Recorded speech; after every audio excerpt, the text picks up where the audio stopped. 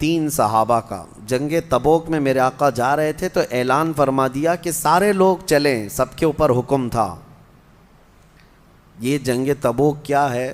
تقریباً مدینہ طیبہ سے 900 کلومیٹر دور ہے، اور ایسے حالات میں یہ جہاد کا اعلان تھا جب سخت گرمی کا موسم تھا، سفر لمبا، مسلمانوں کے پاس اس وقت مال کی کمی بہت تھی، اس کو جیش العسرہ بھی کہتے ہیں، تنگی والی جنگ، تنگ دستی والی جنگ۔ ایسے میں امتحان تھا سب کا، سب تو چل پڑے۔ نبی پاک صلی اللہ علیہ وسلم مدینے سے رخصت ہوئے، 3 صحابہ مدینے میں پیچھے رہ گئے۔ وہ تینوں صحابہ میں سے ایک حضرت کعب بن مالک، ایک حضرت مرارہ، ایک حضرت ہلال، یہ مخلص مومنین ہیں، صحابہ ہیں، منافقین کی بات نہیں کر رہا ہوں، سچے صحابی رسول ہیں، لیکن پیچھے رہ گئے، فوج میں شامل نہیں ہو سکے۔ حضور پاک صلی اللہ علیہ وسلم کے ساتھ جانا تھا لیکن جا نہ سکے، سب جوان تھے، سب طاقت والے تھے، سب کے پاس حیثیت تھی، کیوں نہیں گئے؟ دیکھیں، جہاد میں نہ جانے کے لیے کچھ عذر ہے، یا سخت بڑھاپا ہے، یا معذوری ہے، بیماری ہے، تو اس کو مستثنیٰ ہے، اس کے لیے ایکسیپشن ہے، لیکن جس کے پاس کوئی عذر نہیں تھا وہ گھر میں بیٹھا رہا۔ یہ 3 صحابہ ایسے تھے، ان کے پاس عذر تو نہیں تھا لیکن غفلت میں نہیں گئے۔ کس طرح کی غفلت؟ یہ سوچتے ہوئے کہ ابھی مدینے میں ہی ہے، صحابہ حضور کے ساتھ جا رہے ہیں، اٹھ کر کے شامل ہو جائیں گے، جیسے پیچھے کھڑے رہتے ہیں نا، ابھی امام صاحب تو قرات کر رہے ہیں، رکوع میں جانے کے وقت شامل ہو جائیں گے۔ لیکن ہوا یہ کہ تھوڑی دیر کے بعد اور سستی آئی، اور سستی آئی، پھر مدینے سے بھی حضور نکل گئے، صحابہ بھی چلے گئے، یہ سوچتے رہ گئے کہ ابھی باہر ہی تو گئے ہیں، نکل کر کے شامل ہو جائیں گے، مدینے سے باہر کتنی دور ہے، دوڑ کر کے شامل ہو جائیں گے۔ پھر سو گئے اور قافلہ چل پڑا۔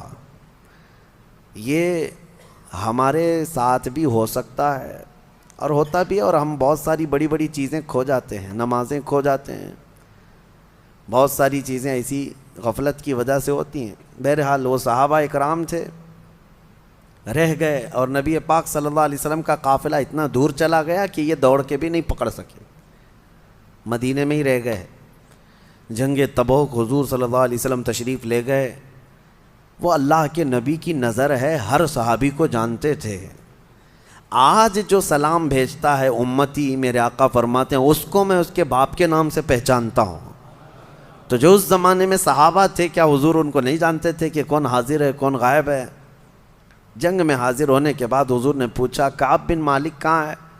مرارہ بن ربیع کہاں ہے؟ ہلال بن امیہ کہاں ہے؟ صحابہ نے کہا، یا رسول اللہ صلی اللہ علیہ وسلم، شروع سفر سے وہ ہمارے ساتھ شامل نہیں ہوئے، وہ آئے نہیں۔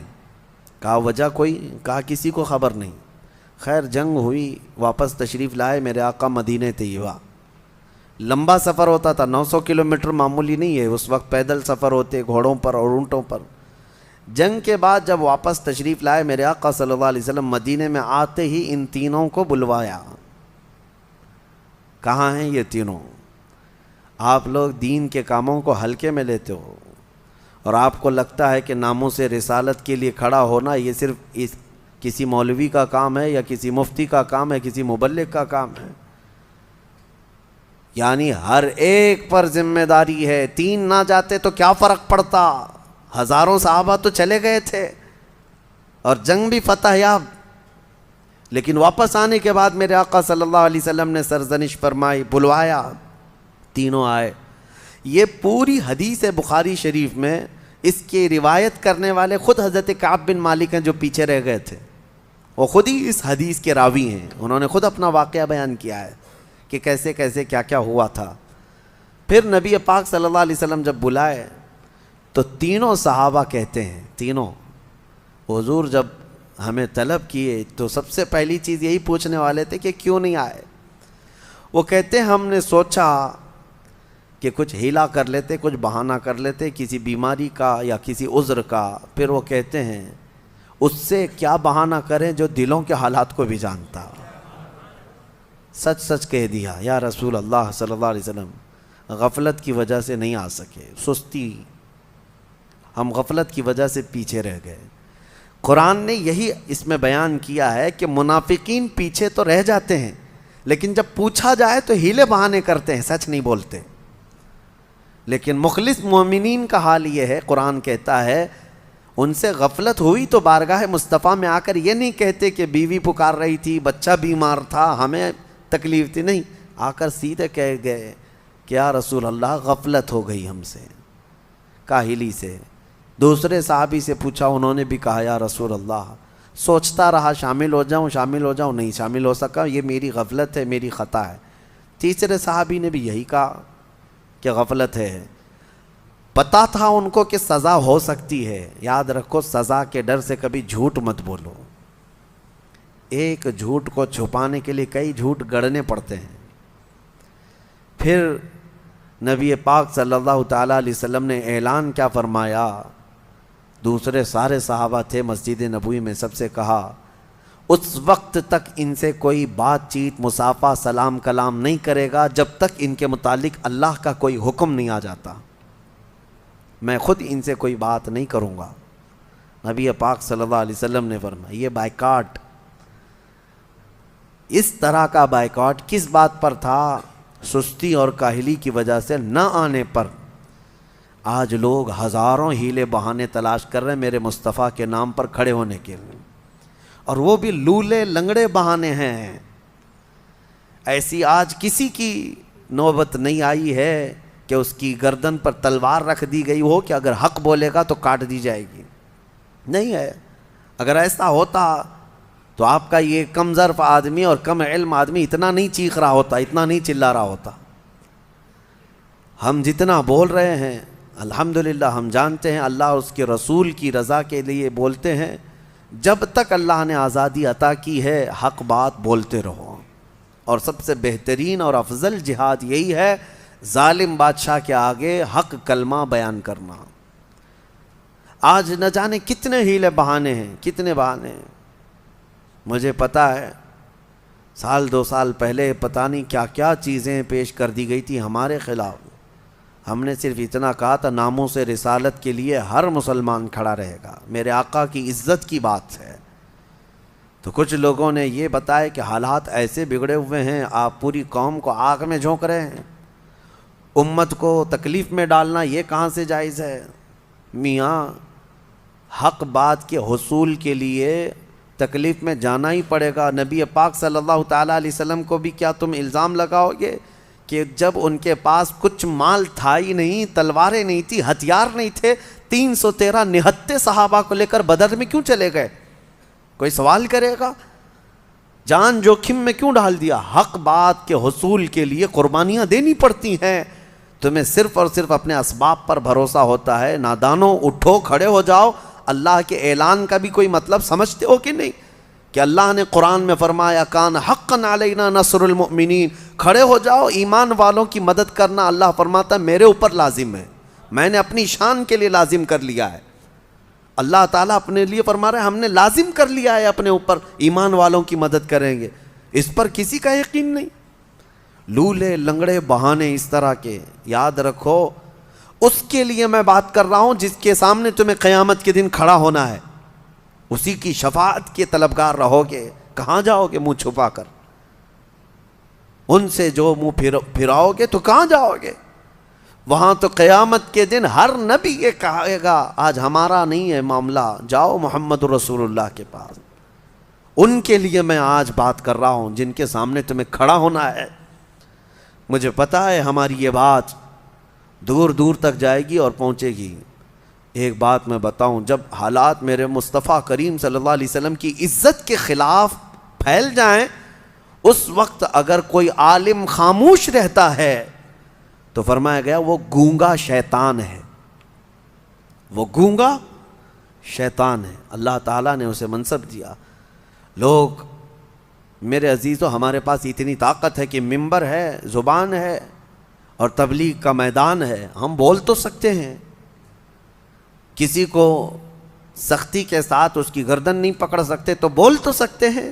اویئرنیس لانا اسی کا نام ہے، اور الحمدللہ ہم نے دیکھا ہے، میں یہ نہیں کہتا میری وجہ سے، لیکن چند اعلانات کی وجہ سے ہم نے لاکھوں نوجوانوں کو جذبے جوان ہوتے ہوئے دیکھا ہے۔ وہ جہاں ہیں ان کے دلوں میں عشق رسول دھڑکتا ہے۔ اسی لیے میں آج یہ کہتا ہوں، وہ 3 صحابہ کو دیکھو، جنگ تبوک میں نہیں گئے، حضور نے ان کا کلی طور پر بائیکاٹ کا اعلان کیا کہ ان سے نہ کوئی سلام کرے گا، نہ مصافحہ کرے گا، نہ کوئی بات چیت کرے گا۔ 40 دن گزر گئے، وہ آتے تھے مسجد میں نماز پڑھنے کے لیے، حضور ان کی طرف دیکھتے بھی نہیں تھے، ان سے کوئی ایک صحابی بھی بات نہیں کرتا تھا، حتیٰ کہ 40 دن کے بعد حضور نے دوسرا اعلان یہ فرمایا کہ ان کی بیویاں بھی ان کے ساتھ نہیں سوئیں گی۔ 10 دن اور گزر گئے، 50 دن گزر گئے۔ حضرت کعب بن مالک کہتے ہیں میں اتنا رویا تھا کہ مجھے زندگی اس سے زیادہ خطرناک کبھی نظر ہی نہیں آئی تھی۔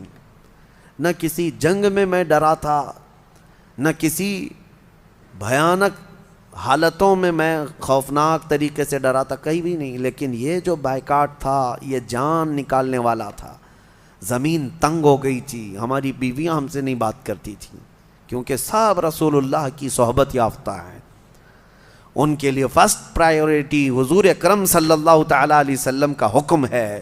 شوہر ہو اپنی جگہ پر، بھائی ہوگا اپنی جگہ پر، حضور کا حکم ہے نہیں بات کرنا ہے، سلام بھی نہیں۔ 50 دن گزر گئے، حضرت کعب کہتے ہیں رو رو کر کے میرے حلقے پڑ گئے تھے، اور اللہ کریم کی بارگاہ میں سچی توبہ کرتے رہے، مولا ہم نے دل میں کبھی تیرے نبی کو دھوکہ دینے کی کوشش نہیں کی، نہ ہی ہم نے کبھی اس طرح کی سوچا کہ حضور اکرم صلی اللہ علیہ وسلم سے پیچھے رہ جائیں گے، یہ ہماری سستی ہے، نفس کی کاہلی ہے، مولا تو معاف کر دے۔ ان صحابہ کے رونے پر مولا کریم رحمت والی آیت نازل فرمایا، اپنے حبیب صلی اللہ علیہ وسلم پر آیت نازل ہوئی، وَعَلَى الثَّلَاثَةِ الَّذِينَ خُلِّفُوا حَتَّى إِذَا ضَاقَتْ عَلَيْهِمُ الْأَرْضُ بِمَا رَحُبَتْ، اور وہ 3 لوگ جن پر زمین تنگ کر دی گئی تھی، اور ایسی تنگ ہو گئی تھی کہ ان کی سانس لینا ان کے لیے مشکل ہو گیا تھا۔ ثم تاب اللہ علیہم لیتوبوا، پھر جب وہ اللہ کی طرف لوٹ آئے تو اللہ بھی ان کی توبہ قبول کر لیا۔ ان اللہ هو التواب الرحیم، بے شک اللہ سب سے زیادہ توبہ قبول کرنے والا، رحم کرنے والا ہے۔ ان کی توبہ کا اعلان ہوا، حضور اکرم صلی اللہ علیہ وسلم نے فجر کی نماز پڑھائی، یہ آیت اسی وقت نازل ہوئی۔ حضور نے یہ آیت جیسی تلاوت کی، دوڑے دوڑے صحابہ گئے ان تینوں کو اعلان کرنے کے لیے۔ کعب بن مالک خوشخبری ہو، مرارہ بن ربی خوشخبری ہو، ہلال خوشخبری ہو، کہا کیا ہے؟ آیتیں اتر گئی ان کو۔ وہ کہتے ہیں ان کی کیفیت حضرت کعب بن مالک کو، کہتے ہیں میں جس حالت میں تھا سر پٹ دوڑتا ہوا مسجد میں آیا، دوڑتا ہوا مسجد نبوی میں آیا، اور پہلی مرتبہ میں نے حضور کو میری طرف دیکھ کر مسکراتے ہوئے دیکھا۔ اور حضرت کعب بن مالک کہتے ہیں میرے لیے زندگی میں اس سے بڑی عید کبھی آئی نہیں، اس سے بڑی خوشی کبھی آئی نہیں۔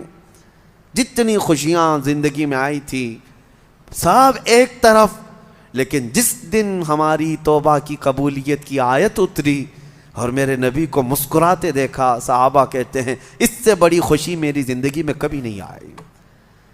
نبی پاک صلی اللہ تعالیٰ علیہ وسلم اسی لیے کہا گیا ہے جس کی تسکی سے روتے ہوئے ہنس پڑے، اعلیٰ حضرت نے فرمایا ہے جس کی تسکی سے روتے ہوئے ہنس پڑے، اس تبسم کی عادت پہ لاکھوں سلام۔ وہ دلوں کا قرار ہے، وہ دلوں کا سکون ہے۔ صحابہ اس کے لیے ہر اسٹرگل کرنے کو تیار رہے۔ انہوں نے یہ نہیں کہا کہ حضور نے بائیکاٹ کا اعلان کر دیا ہم خاندان میں کیسے رہیں گے، نہیں، وہ ہمیشہ یہ کہتے رہے یہ ہماری غلطیوں کی سزا ہے۔ 50 دن تک صبر کرنا معمولی بات نہیں، 2 مہینے کا عرصہ گزرنے کو آ گیا تھا، بیویاں نہیں بات کر رہی، بچے نہیں بات کر رہے، گھر والے نہیں بات کر رہے، پڑوسی نہیں مل رہے، صحابہ نہیں مصافحہ کر رہے، خود رسول اللہ نہیں دیکھ رہے ہماری طرف، پھر کیا حالت ہے؟ لیکن ان کے صبر کا اللہ تبارک و تعالیٰ نے ایسا صلہ دیا کہ توبہ قبول تو کر لی، لیکن ان کی توبہ کی قبولیت کو قرآن بنا کر کے قیامت تک کے لیے نازل کر دیا۔ اب قیامت تک مومنین تلاوت تو کرتے رہیں گے، لیکن ساتھ میں یہ بشارت بھی ان کی اس میں ساتھ رہے گی۔ 3 لوگ پیچھے تو رہ گئے تھے، لیکن اتنا روئے کہ اللہ نے ان کی شان میں قرآن میں آیتیں اتار دی۔